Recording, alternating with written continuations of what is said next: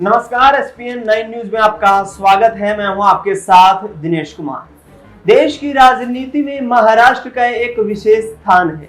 महाराष्ट्र राजनीतिक आधार पर देश का दूसरा सबसे बड़ा राज्य है।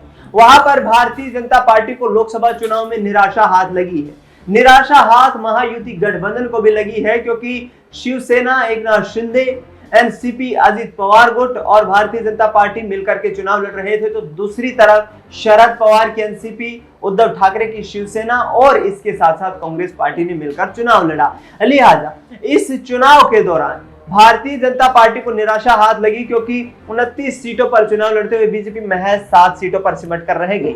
इसके साथ साथ यहाँ पर मांग ये की जा रही है अजित पवार गुट और एकनाथ शिंदे गुट की तरफ से कि उनकी पार्टी से एक एक केंद्रीय कैबिनेट मंत्री बनाया जाए। राज्य मंत्री का पद दिए जाने से कहीं ना कहीं एकनाथ शिंदे और अजित पवार गुट नाखुश नजर आ रहे हैं। शरद पवार देश की राजनीति की इस वक्त देखे जाए तो उन गिने चुने राजनेताओं में शुमार हैं, जो कि बड़े और अनुभवी राजनेता के रूप में जाने जाते रहे हैं। उनका यह भी कहना है कि आगामी चंद दिनों में ही यहां सरकार गिरती हुई नजर आ सकती है, यानी कि केंद्र की सरकार का तख्तापलट करने के यहां पर दावे शरद पवार की तरफ से किए जा रहे हैं। शरद पवार ने वर्ष 1999 में पीएस संगमा और उनके साथ साथ तारिक अनवर के साथ मिलकर के एनसीपी राष्ट्रवादी कांग्रेस पार्टी का गठन किया था। लिहाजा वर्ष 2023 में उनके भतीजे अजित पवार उनके गुट से, उनके दल से अलग हो गए थे और यहां पर विधायकों के समर्थन के साथ एकनाथ शिंदे सरकार में शामिल हो गए थे।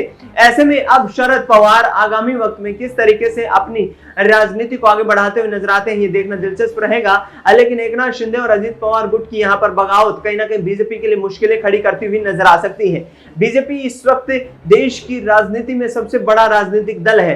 केंद्र में चाहे बेशक भारतीय जनता पार्टी 2024 के लोकसभा चुनाव में पूर्ण बहुमत की सरकार बनाने में नाकाम रही हो, लेकिन अब भी एनडीए में देखा जाए तो सबसे बड़ा और मजबूत राजनीतिक दल है।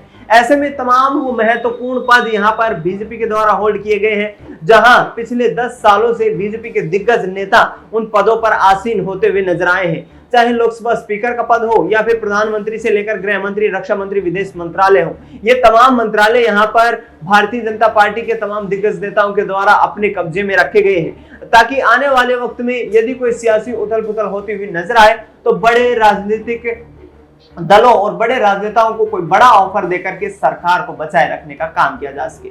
देखना यह होगा कि महाराष्ट्र में आगामी 3 महीने में विधानसभा के चुनाव होने वाले हैं। अजित पवार, एकनाथ शिंदे को Bharatiya Janata party seat sharing और कैबिनेट मंत्रालयों को लेकर किस तरीके से साध पाएगी। फिलहाल इस खबर में इतना ही। देश दुनिया की तमाम बड़ी खबरों के लिए आप देखते रहिए एसपीएन 9 न्यूज।